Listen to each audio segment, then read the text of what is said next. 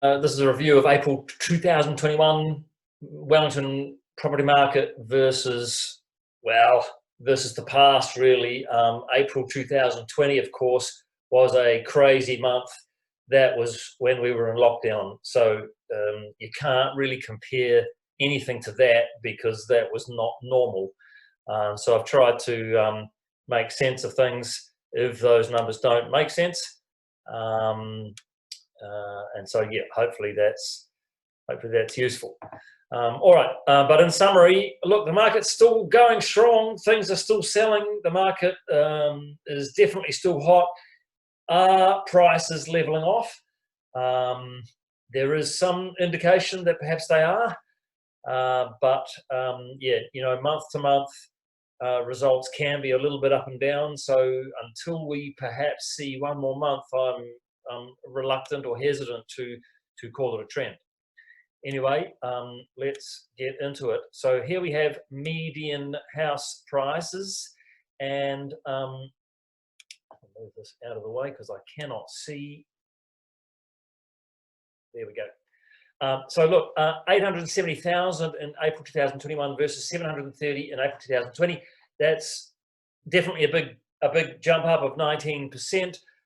However, in the last couple of months, it has been definitely easily over 20%. So it's a slower rate of growth than we've seen for a couple of months. And very interesting here, you see the blue bar chart, of course, what that shows is the individual monthly median sale prices. And so for the last 2 months, we've actually seen median sale prices dropping. So we were up here close to 900,000 in February, and then down a little bit in March, and down a little bit again in April. So for the last 2 months, we've seen a reduction in median house sale prices. Is this just because the February number was enormous and a huge jump up from January, and now we're sort of you know, just settling back down a little bit? Or is this indeed the first signs that we are seeing prices leveling off? The red line, of course, that shows the 6-month average over the last 6 months. So, you know, over the last 6 months, it's still going up, but you see the curve there starting to flatten off as a result, obviously, of the last 2 months tailing off ever so slightly. So, as I say, look at. It looks like prices over the last few months have been kind of flattish, falling slightly, but is it too early to call this a trend? I think it is. I always like to look also at the Real Estate Institute house price index, because that is a better guide to what is the underlying true value of the properties that are being sold, as opposed to the median, which can be skewed if you get a lot of houses that are sold that are very expensive one month, and then a lot of houses that have sold that are not as expensive the next month.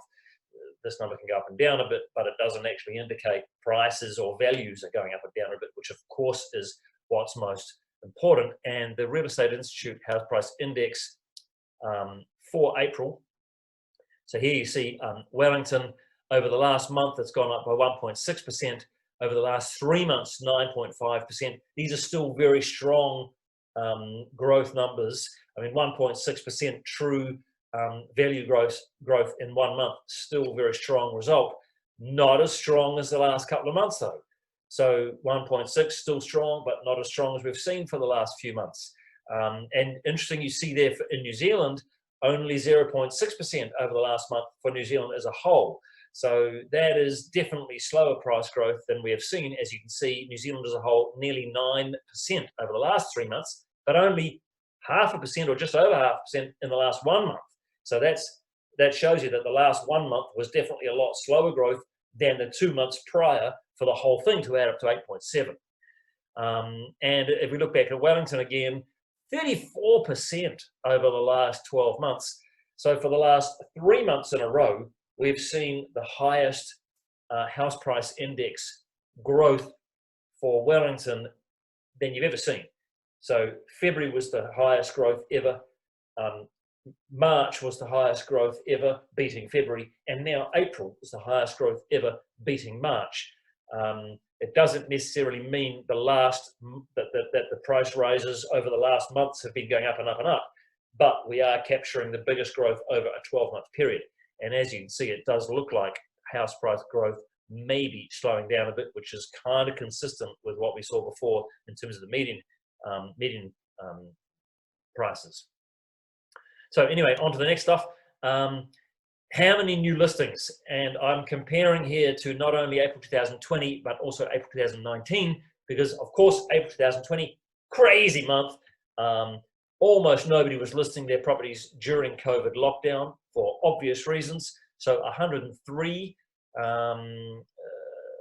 listed in April 2020. Obviously, that's meaningless, up 603% to 725. That's ridiculous. So I've compared it to April 2019. So up 13% compared to 2 years ago. So whereas everyone is saying there's nothing to buy, there's no stock on the market, that is true, but it's not because there are no listings coming to the market. As you can see here, we've actually got 13% more listings in April 2021 than we saw in April 2019. But Trade Me volumes, the numbers on Trade Me is way lower, not as a result of the number of new listings, obviously. So you can see here the 6-month average, the red line here, is actually higher than it's been for sort of 12, 15, 16 months. So on average over the last 6 months, we've seen more listings coming to the market than we have seen for sort of 15 months or so. So certainly there have been properties coming to the market for sale. How many sales have been taking place? Again, if you compare it to April last year, ridiculous, over 500% increase. But if we compare it to April 2019, again, an increase, up 9%. Not a massive increase, but yeah, more by 63, 690 up to 753. So there's definitely still activity taking place. So if we think about the government announcement of March the 23rd, is this slowing properties down from coming to the market? Doesn't seem to be. Is it increasing properties coming to the market? Yes, we saw a little bit of an increase of properties coming to the market in April. Is it conclusive? No, I wouldn't say so. Just 1 month's data so far. You know, is that because of the announcement? Obviously not necessarily. On the sales side of things, is the announcement slowing down buyer demand? Well, the number of sales doesn't seem to suggest so, at least not yet. However, sales that took place in April often are the result of work done in March or even February in some instances. So possibly too early to say yet. But certainly number of sales taking place, still strong numbers, up on 2 years ago. You know, there still is healthy demand out there. And indeed, if you guys look at the analysis by Tony Alexander, he does his monthly spending surveys. One of the interesting things that has come through lately is that although we have seen definitely a tailing off of people's intention to spend money on investment properties, on one's own home, still chugging along nicely.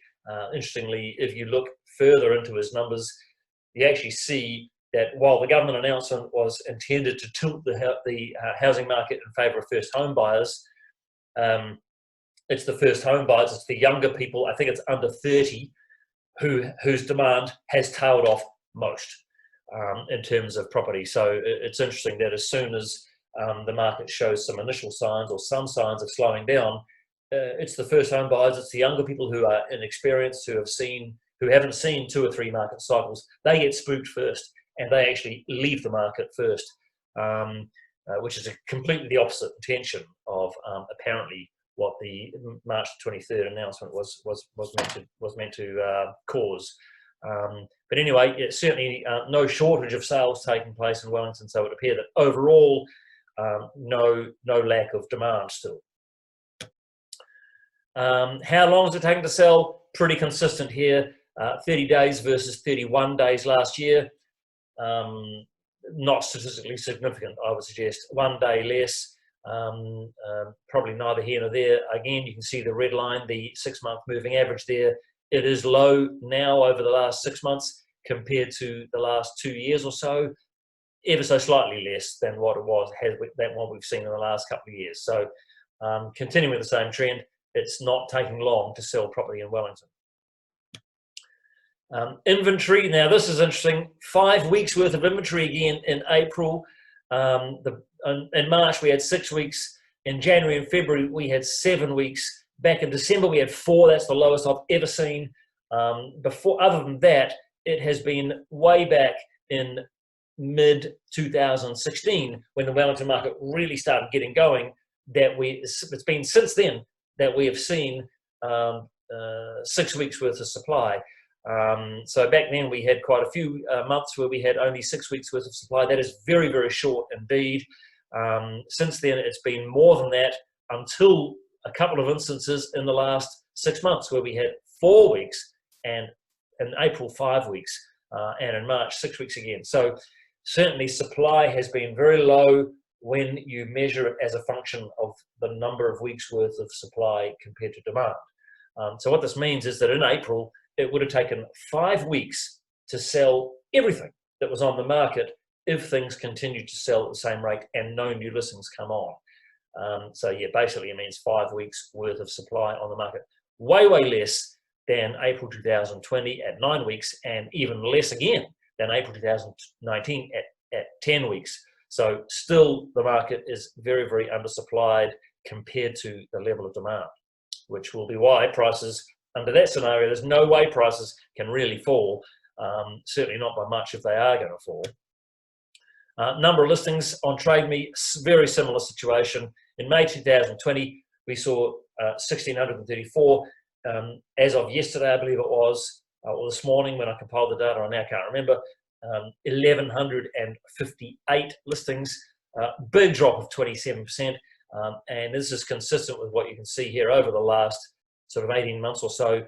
For several years, we were trucking along nicely here between 1,500 and 2,000 on the market on TradeMe. And over the last 18 months or so, it has dropped right back, simply because, and again, this goes back to my previous point, not because no listings are coming to the market, but because number of sales are outstripping the number of new listings coming on. And so the total number of available stock on the websites is therefore, of course, dropping. And dropping by a lot, 27% compared to 12 months ago. So it certainly is true if buyers complain there's nothing on the market, meaning there are very few listings on TradeMe.